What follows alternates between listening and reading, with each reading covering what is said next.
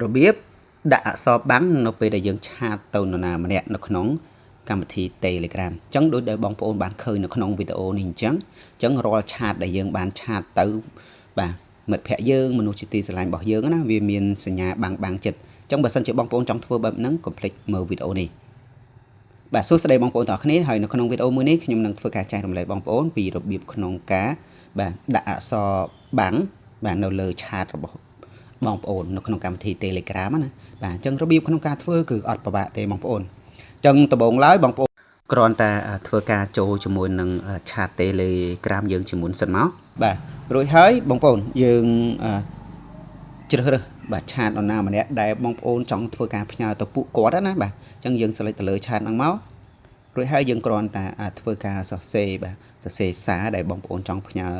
សក្តីនឹករលឹកអីទៅពួកគាត់អីចឹងទៅបាទអញ្ចឹងនៅពេលដែលបងប្អូនសរសេររួចរាល់ហើយ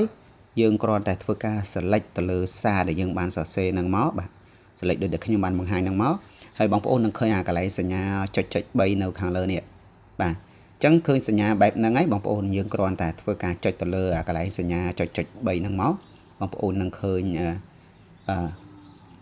សារមួយជួរខាងលើហ្នឹងបាទអញ្ចឹងបងប្អូនយើងគ្រាន់តែធ្វើការចុចត្រង់ចំណុចខាងលើគេបំផុតហ្នឹងបងប្អូនដែលគេដាក់ថា spoiler បាទអញ្ចឹងបងប្អូន select ទៅលើហ្នឹងមកបងប្អូននឹងឃើញឆាតរបស់យើងឃើញអក្សរបាំងចិត្តអត់បងប្អូនអញ្ចឹងមើលអត់ឃើញទេបងប្អូនណាហើយបន្ទាប់មកទៀតយើងគ្រាន់តែធ្វើការចុចបញ្ជូនទៅជាការស្រេចហើយបើសិនជាបងប្អូនចង់ធ្វើបែបហ្នឹងដដែលណាយើងគ្រាន់តែ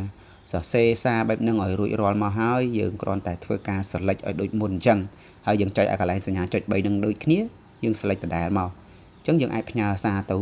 ពួកគាត់ហើយអញ្ចឹងពួកគាត់អត់ឃើញទេទោះលោតសញ្ញាសម្គាល់ក៏ដោយបាទលោតនៅលើទូរស័ព្ទគាត់ក៏ដោយក៏គាត់អត់ដឹងដែរតើតាគាត់ចូលមើលសារដែលយើងបានផ្ញើហ្នឹងណាបានគាត់ដឹងថាយើងចង់ផ្ញើអំពីអ្វីបាទអូខេបងប្អូនវីដេអូ